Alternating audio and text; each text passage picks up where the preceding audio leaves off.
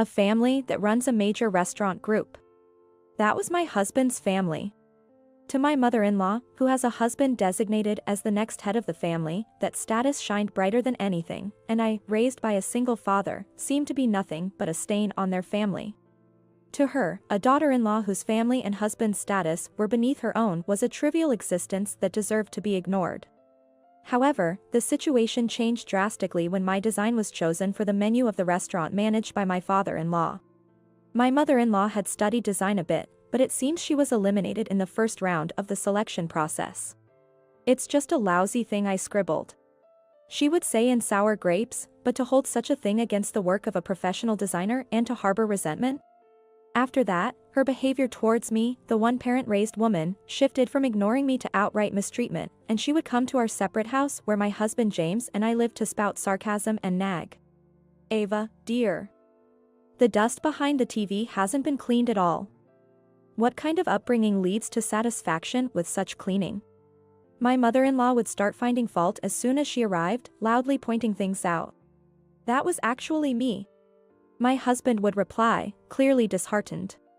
Since my husband was working from home and he was naturally helpful with housework, the chores had inadvertently become his burden. It was a complete boomerang back to my mother-in-law, questioning what kind of upbringing she gave. "Ava, dear. Are you pushing housework onto your husband again? What kind of wife does that? Neglecting chores because you prioritize work." I never slacked off at work or at home. She'd shift the blame onto something else.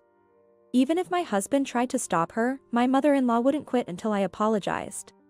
"I'm really sorry. I'll try harder." Every time I said this and bowed, my mother-in-law would leave our place with a smug grin, satisfied. My husband always sighed at his mother's attitude. "I'm sorry, I'll take on more of the chores." No, it's clearly Mom's sarcasm. "I'm sorry for not being more supportive," he would say, always defending me, but his mother never took his words to heart. He had talked to his father about it, but the lack of any change in her behavior suggested that his father, busy with managing the business, probably forgot to follow up. Well, I just have to put up with my mother-in-law's ill-made sarcasm and so on. I thought as people aged, they would become more easygoing. But I never imagined she would pull something like this. My husband's cousin got engaged, and a celebration was set up. Apparently, they were inviting people from work, not just family, and they had rented out a hall in a fancy hotel that could accommodate 70 people for a grand celebration. The day after my husband informed me, I received a call from my mother-in-law. The celebration is a traditional event, so we'll leave some of the dishes to the venue, but family members will prepare the main dishes. We're assigning tasks for each type of dish. And I have a proposal, Ava. You used to brag about being good at cooking, right? Her tone was sarcastic, but I did remember saying once that I was good at cooking because I used to help my dad since I was little. If it turns out bad, you'll be the one embarrassed later, but that's fine. Please take care of the Japanese cuisine. Before I could respond, she had already made up her mind and ended the call. Well, that's typical, I thought, and began adjusting my work schedule for the day of the event and started selecting the Japanese cuisine menu. Everything went smoothly until the day of the celebration. In hindsight, it was just the calm before the storm. On the day of the engagement party, my mother-in-law called me on my cell phone. It was 11:30 a.m. The event was supposed to start at 1 p.m., so as the head coordinator, my mother-in-law should have been busy with the final venue check, right? Feeling puzzled, I answered. "Oh, Ava, dear. I checked the dishes you prepared, and such terrible cooking, please discard it." I was so shocked, I threw it all away. "What?" Caught off guard by her high-pitched chatter, I couldn't grasp the situation and gave a half-hearted reply. "I'm sorry, I'm at the office right now. I'm in the middle of work. I was rushing through an urgent job so I could make it to the celebration on time." "Humph, you're so shocked you can't even speak." "There's no time, it starts at 1. Hurry up and remake it." I was at a loss, we were not on the same page. Could it be that she didn't know I had swapped my duty for today? As I started to realize what might be happening, a dreadful thought came to mind. Calm down, me. What did my mother-in-law just say? She threw away the dishes. In fact, a few days after I was assigned to the Japanese cuisine, I had to swap tasks with someone in charge of sending out invitations due to unforeseen circumstances. I hadn't been concerned about contacting my mother-in-law, the event coordinator, because the lady, a person who swapped tasks with me, said she would call my mother-in-law. Listen carefully, mother-in-law. I'm at the office right now, have been all morning. I was removed from cooking duty, so I was catching up on work during the freed up time. I explained slowly. Then whose cooking is this? She mumbled, then I heard her gasp sharply. What are we going to do? There's only an hour left until the start. This is your responsibility. You didn't report the change. That's it. You'll take care of it. Otherwise, I'll say you threw it away. My mother-in-law was panicking so much, she was spouting nonsense. But I didn't want her going around saying I had tossed the food. Reluctantly, I apologized and excused myself from the office and rushed to the venue. I just missed the train and arrived a little past noon. I had explained the situation to my husband via text, so as soon as he saw me, he rushed over. He was looking pale. I'm too late. The food was in the green room, but there was an uproar because the Japanese cuisine was missing. When I went to the kitchen, the sink was clogged with food. It felt like a crime scene with a tense atmosphere.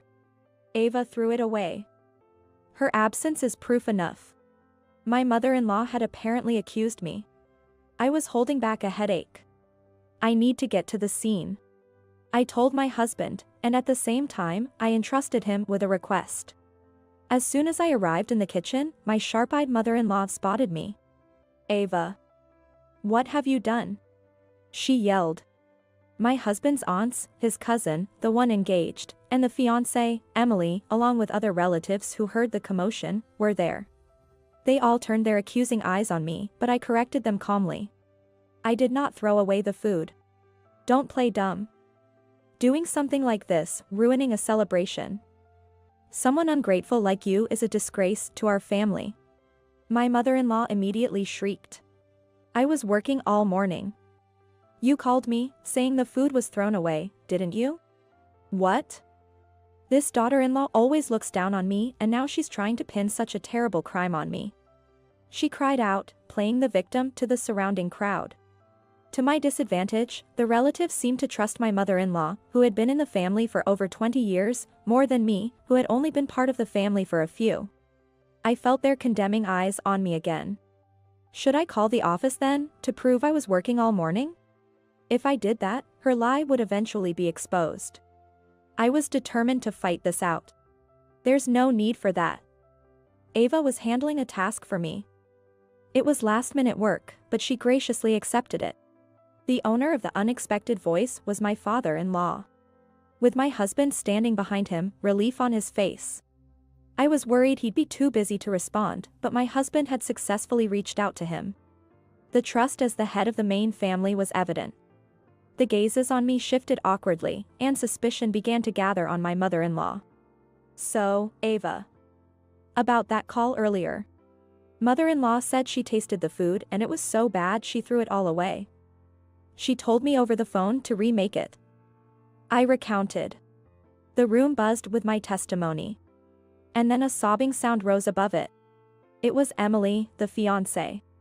I mostly cook Western food, but I worked hard on the Japanese dishes too, and they turned out delicious. She sobbed, clinging to her fiancé. Yes, she was the one who had swapped tasks with me. She was the main character of this event, but she wanted everyone to taste her cooking as a surprise plan, so I agreed to help her. She had said to keep it a secret, but I never expected Emily's dishes to be kept a secret even from my mother-in-law, the event coordinator. Emily's cooking is terrible. That means my taste is in question too since I hired her for our Italian restaurant, my father-in-law mused. No. That's not it. I didn't mean that, and my mother-in-law retorted in panic. But it was too late to deny it now. Emily is a chef at my father-in-law's Italian restaurant. Even though it was Japanese cuisine, it was made by a professional. Moreover, the person in question had the endorsement of my father-in-law. Your tongue must have soured from all the snide remarks to your daughter-in-law, my father-in-law sighed with sarcasm. With sarcasm laced in his sigh, my father-in-law looked on. My mother-in-law clung to him, apologizing profusely. Aren't you apologizing to the wrong person? It's terrible to throw away Emily's cooking, no matter how bad you thought it was. I couldn't hold back and said. My mother-in-law's face twisted in anger as she grabbed me by the collar. I thought it was your cooking, that a dish made by someone raised by a single parent would be tasteless and poor, so I kindly threw it away. If I had known it was someone else's, I would have never done that. It's all your fault. You must have set me for this. She ranted, spitting as she yelled. Amid her disgrace, my husband's aunt raised her voice with a frown. Knowing that I'm divorced, do you imply that being raised by a single parent is shameful? Our late grandmother also lost her mother when she was young. By your logic, it seems our family would be full of a shameful people. She said. Her gaze cold as if looking at a bug. No, that's not it. I didn't know, my mother-in-law protested. It doesn't matter. We've seen your true nature, my husband's aunt dismissed her. Shivering, my mother-in-law collapsed onto the cold floor of the kitchen. What a commotion, came a voice unexpectedly. I turned to see an old man in a wheelchair. It was my husband's grandfather, the current patriarch of the main family. I heard such a ruckus. I don't quite understand the situation, but throwing away food is unacceptable. He nodded gravely. The late grandmother used to share a story of receiving sweet potatoes from a field while evacuating. The sweetness momentarily took away the pain of losing her mother. He recalled, and silence enveloped the room. Food carries the emotions of the people who make it. Grandmother always said she was saved by the kindness of the cook.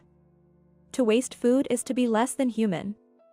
We don't have such people in our family, do we? He directed the question at my father-in-law. Absolutely not. My father-in-law responded, and the patriarch left, content with the answer. The patriarch's words are law. At least to everyone's eyes, the divorce my father-in-law decided for my mother-in-law seemed like the proper course of action. My mother-in-law, who had once boasted about being the wife of the future head of the main family, knew all too well the strength of the patriarch's authority, understanding that no appeal would overturn his word.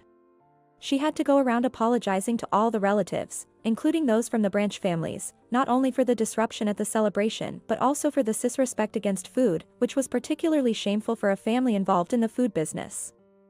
She ended up kneeling and sobbing.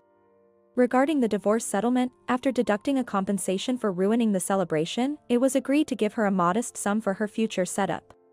Cast out of the main house, she ended up in a small apartment meant for singles. Shunned by all relatives and without anyone to turn to, she began a lonely life. She never would have imagined that her petty jealousy and mistreatment of her daughter-in-law, leading to throwing away the food, would result in such a downfall. My mother-in-law had committed an act that a person should never do. She received the consequences of her actions.